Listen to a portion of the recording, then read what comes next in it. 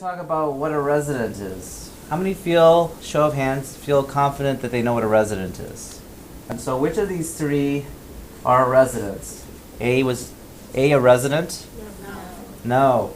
An attending physician, right? He sort of fully sprang from the womb as a full-fledged attending physician with perfectly coiffed hair, right? So even in post-call, he's been hitting his head against the pillow all night. He obviously still has perfectly coiffed hair. What about B? Is B ever a resident? I think he started. Yeah, so ER started around the time I was in medical school, and he was a medical student, a resident, a heroin addict, an attending physician, right? So he's been all the stages of various physician, including impaired physician, right? And then what about C? C is a resident always, right? Right up until maybe the very last season, and then he was an attending physician. So residency is really, you're right, it's this time between medical school and out on your own. Show of hands, how many feel absolutely confident that medical school graduates can go out and practice medicine immediately after graduating? Come on. Nobody? Nobody? Obviously, this is one of those times when the state of Illinois actually agrees with you about this.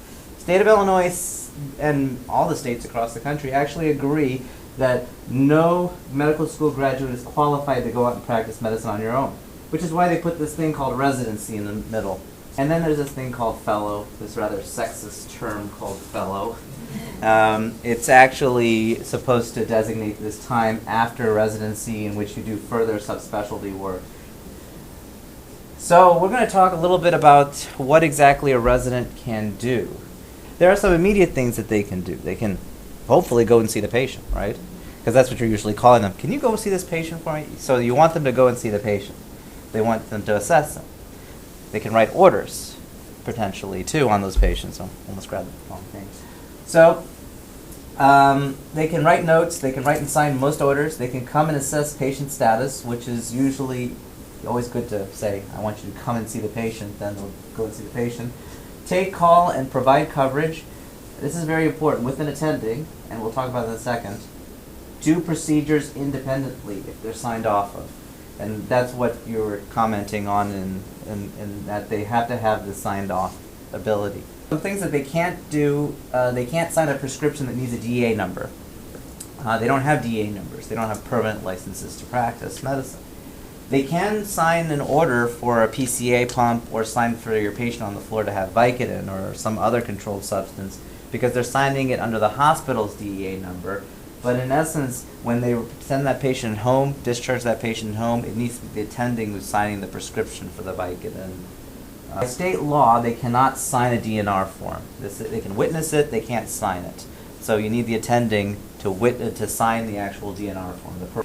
And they can't work independently in almost all circumstances.